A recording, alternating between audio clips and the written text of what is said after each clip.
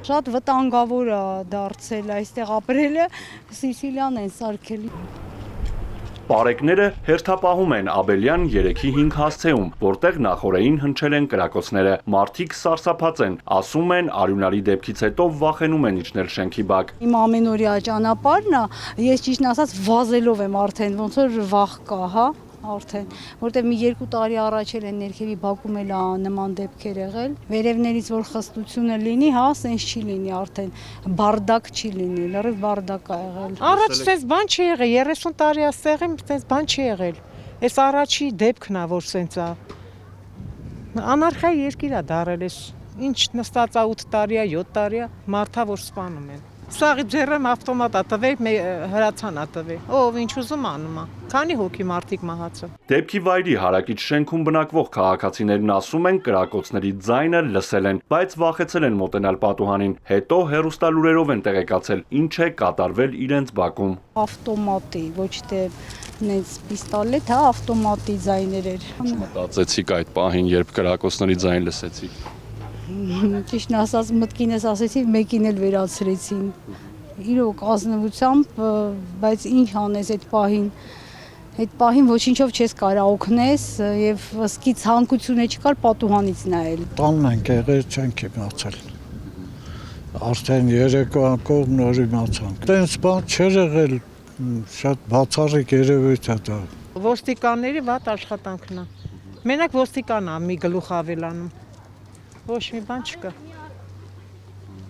Մի գլուխ ոստիկանի գումար է տալի, բայց ոչ մի արդյունք։ Դեպքի վայրում արյան հետքերը դեռ չեն չորացել, ասֆալտին տեսանելի են նաև ինքնաձիգի փամփուշտից առաջացած փոսերը։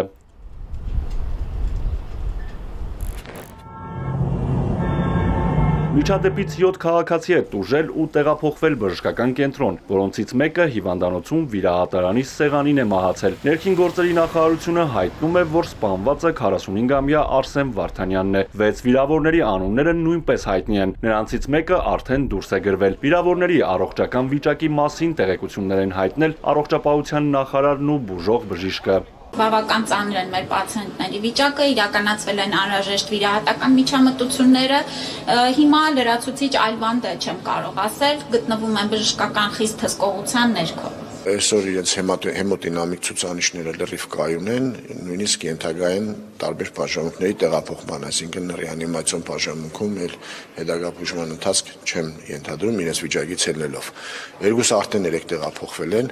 մեկը դիմացնոտային բաժանմունք, մեկը տրավմատոլոգիայի բաժանմունք, մնացած 4-ը այսօր տեղափոխվեն տարբեր բաժանմունքներ՝ կրծքային վիրաբուժություն, անոթային եւ տրավմատոլոգիա։ Կառավարության նիստից հետո լրագրողները Անահիտ Ավանեսյանից հետաքրքրվում են, կաբինետի անդամները արդյոք քննարկել են Աջափնյակի արյունալի կրակոցների դեպքն ու արդյոք սա իշխանության, հատկապես իրավապահների թերացման հետևանք չէ։ Վերջերս մեր ներքին գործերի նախարարությունը հրապարակեց տարեկան տվյալները եւ մեր երկրում հանցավորության նվազում կա։ Այո, նման բացառիկ դեպք երբ որ լինում է, բոլորս էլ մտահոգվում ենք, իրավապահ մարմիններն էլ արձագանքում են եւ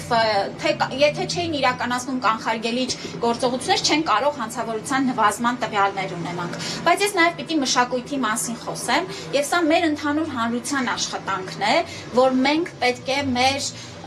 երեխաներին դաստիարակելիս մենք որպես հանրության անդամ քրեական ենթամշակույթը դարձնենք պարսավելի վարքագիծ։ Իսկ դրան նպաստելու հիմնական ձևերից մեկն է Ջորջան, գիրք կարդալն է։ Դեպքի առիթով Երևանի քննչական վարչությունում նախաձեռնվել է քրեական վարույթ սպանության փորձի, սպանության, խուլիգանության եւ հրազենի դրա հիմնական բաղկացուցիչ մասերի, ռազմամթերքի եւ այլ նյութերի, սարքերի, առարկաների, ապօրինի շրջանառության հատկանիշներով։ Իրավապահները նախաքննության գաղտնիությամբ պայմանավորված առաջ քաշված վարկածների մասին տեղեկություն չեն հրապարակում։ Ըստ մամուլում շրջանառվող վարկածի միջադեպն ու ողբերգական դեպքը տեղի է ունեցել կնոջ պատճառով։ Արթուր Հակոբյան, Սիմիկ Մայիլյան, Էպիկենտրոն։